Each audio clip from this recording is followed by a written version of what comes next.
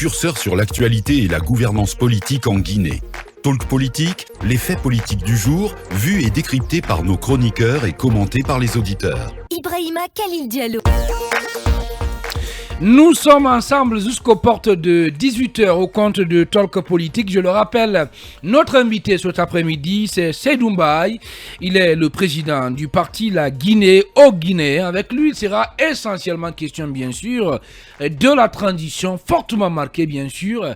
Voilà, je me répète là, par des violences et des manifestations du FNDC. Il nous rejoindra donc dans ce studio aux alentours de 17h30. À présent, on va bien sûr évoquer ce sujet-là qui tourne autour des recommandations, ces nouvelles recommandations de la communauté économique des États de l'Afrique de l'Ouest, CEDEAO, qui a d'ailleurs exprimé aujourd'hui sa profonde préoccupation par rapport à la montée des tensions sociopolitiques en Guinée.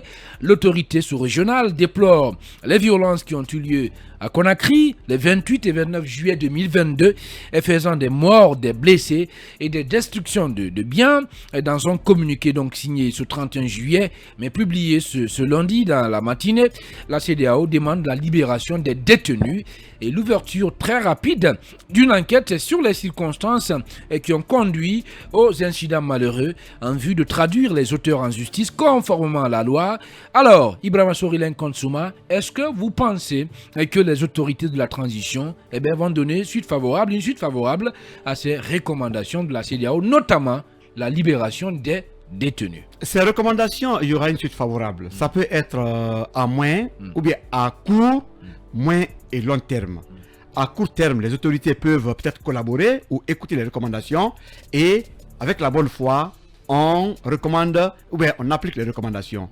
À moyen terme, ça peut être objet de négociation, ça se fait. Mais à long terme, ce qui s'est passé peut rattraper les nouvelles autorités. La transition, elle n'est pas longue. Si ça dure, ça ne pourra être que de 3 ans ou 4 ans. C'est juste un exemple. Mais après 4 ans, ces crimes de sang pourraient revenir. Vous pensez que c'est possible demain de voir un Mamadi Doumbouya devant les tribunaux? Mais pourquoi pas? Ici. Le sang a coulé. Mamadi ne voulait plus que cela arrive. Alors, si Mamadi ne veut pas être interpellé un jour ou l'autre, c'est le moment de diligenter les enquêtes pour traquer les auteurs de ces crimes crapulés. S'il ne fait pas dans la transition, après son régime, un jour ou l'autre, ou lui ou les autres, quelqu'un sera quand même interpellé. Khalil, ce qui fait mal aujourd'hui, la Guinée se retrouve encore sur le banc de la communauté internationale. Avec ces condamnations, on est à la une un peu partout. Regardez, hier, c'était l'ONU avec le G5. Et je sais que l'Union africaine réagit. Et la CEDEAO est là. Les organisations internationales, y compris les mouvements même sociaux à travers le monde, sont en train mais aujourd'hui de qu'est-ce que ces organisations-là peuvent faire? Qu'est-ce qu'elles peuvent changer? Ibrahima Sorilène Konsouma, voilà, la CEDEAO était là quand Alpha Condé opérait un coup d'état constitutionnel, rien ne s'est passé. Et voilà, il a réussi à se maintenir à la tête du pays. Et puis c'est la même CEDEAO aujourd'hui encore qui vient pour nous dire ce qu'il faut faire. Qu'est-ce que ça va, tout ça, Khalil, va changer? Alpha Condé, il est où aujourd'hui? Concrètement, bien oui, non, mais on sait là où il se trouve. Il est où aujourd'hui? Voilà. Il n'est pas au pouvoir, un. Deuxièmement, oui. on peut couvrir il est Alpha en Condé. Turquie, hein. Mais sachez que... Avec une bouteille de champagne, certainement. Non, sachez que le crime de sang, peut-être dont Alpha est accusé, n'est pas effacé. Tôt ou tard, Alpha répondra de ses actes. Je n'ai pas dit qu'il est coupable. Mais c'est pourquoi quand vous êtes au pouvoir, faites beaucoup attention. Une fois que le sang coule, vous n'êtes même pas vraiment... Est-ce que vous pensez aujourd'hui, bon, cette question, je vais la poser à Emmanuel, que la rupture, elle est totalement consommée, alors là, totalement consommée, entre l'homme fort du 5 septembre, Mamadi Doumbouya, et une grande partie de la population guinéenne. Oui, mais il n'y a même pas eu de compassion. Je pose la question à Emmanuel. Oui, pour terminer, Khalil. Non, mais Khalil. Vous, je connais votre réponse. Pour terminer, Khalil. Je connais votre réponse, oui. Depuis que ces crimes ont été commis, le gouvernement n'a même pas eu un message de compassion pour les familles endeuillées. Oui. Mais qu'est-ce que cela voudrait dire? Est-ce que ces ministres, ces généraux, ces colonels, le président, aimeraient avoir des victimes dans leur famille, tout ceci? Pas du tout. Au moins une compassion pour la famille des victimes. Ça veut dire quoi? Que certainement, ce qui se passe, les gens sont complices. Donc, une fois de plus encore, le régime fera mieux, en tout cas comme l'ont demandé les institutions internationales, diligenter Alors. des enquêtes autour de cela pour déterminer la responsabilité de Paul ou de Pierre. Sans quoi, pour le moment, ce régime aussi est souillé de sang. Bien. Puisque les Guinéens sont tombés et par balle. Allez, Emmanuel Milimono, d'abord la rupture. Je pense Est-ce que qu'elle est consommée? je pense non, mais je pense que ce n'est pas, on n'en est pas là encore. On est encore, de mon point de vue, au tiraillement avant d'aller au dialogue, parce que le point nodal entre justement les manifestants, les contestataires de manière générale et la junte, c'est le dialogue. Et puisque pour l'instant ce dialogue n'a pas été posé sur la table, je pense que chacun joue au dilatoire. Le FNDC veut aller vite, la junte veut prendre son temps. Effectivement, et c'est dans ce jeu, de mon point de vue, que l'on se retrouve aujourd'hui. Et la junte gagnera plus de temps tant que le FNDC, évidemment, se posera en adversaire de force. Ah bon? Oui, Et je pourquoi? pense. Comment? Aujourd'hui, Oui. vous regardez aujourd'hui la revendication qui ressort le plus chez le FNDC, c'est la libération de Fonike Mengue, Ibrahima Diallo et les autres. La question du dialogue est finalement revenue en deuxième plan. Ça veut dire que la junte tient un élément supérieur à la revendication initiale du FNDC. La question principale du débat aujourd'hui, c'est comment libérer Fonike et les autres.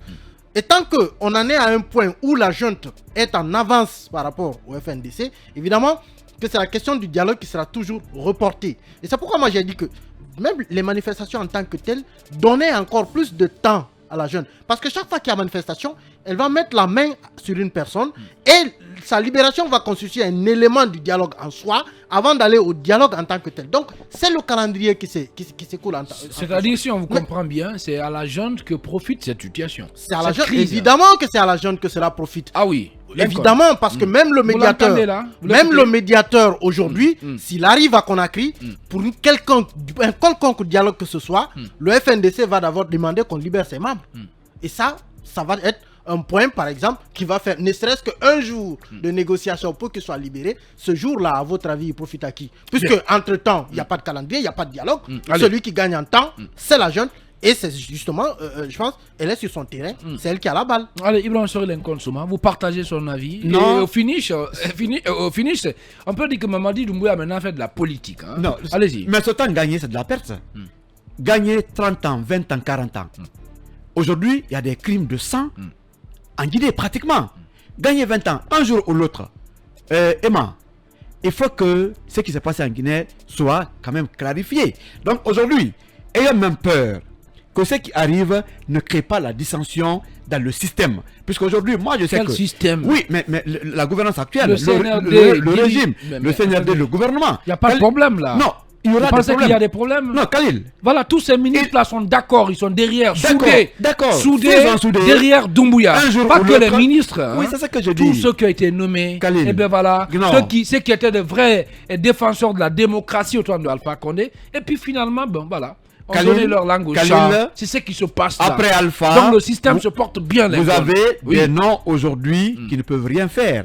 Ceux-là qui sont accusés de crimes de sang en Guinée. Vous pensez que ces gens auront un point de chute tant que l'affaire n'est pas judiciarisée? Mais après, comment on appelle la transition, ceux-là qui auront leur nom sur une liste de crimes de sang n'auront jamais ce qu'on appelle un point de chute. Ils n'auront jamais la promotion, ils n'auront pas un bon emploi. Bien. Aujourd'hui, ils peuvent penser qu'ils sont en train, en tout cas, de gagner le terrain. Ce terrain est plus perdu. Pour le gagner, il faut mettre en place des actions concrètes pour sortir complètement Bien. de tout ce qu'on est en train de calculer en termes politiques. La politique ne règle plus. Le sang a coulé. Bien. Il y a la crise. Khalil, je pense une fois de plus Oui. que même au palais actuellement, je ne pense pas que ça puisse aller, puisque Non, ce qui se pas passe du tout, Non, hein. Khalil, Allez, Khalil, on en parlera tout à l'heure. la sérénité Oui. a changé de camp. Si hier Allez. les gens se sentaient à la guerre dit par leur position, aujourd'hui il y a doute, parce que Bien. personne ne pourra vouloir supporter, en tout cas, les charges criminelles qui sont en train d'être distribuées actuellement après ces manifestations. Allez, on va partir à présent avec le passage, bien sûr, de notre écran publicitaire. Derrière, c'est Aïssatou Bari que vous allez retrouver, bien sûr, pour les infos sur Film Guinée. Et nous, on vous donne rendez-vous dans quelques instants. Je pense déjà que la seule chose qui lui est notamment qui est attendue de lui de la part des acteurs politiques, mais aussi du FNDC, c'est qu'il arrive à ouvrir un cadre de dialogue. Et là-dessus, je crois que les prémices sont plutôt, les signaux sont plutôt encourageants.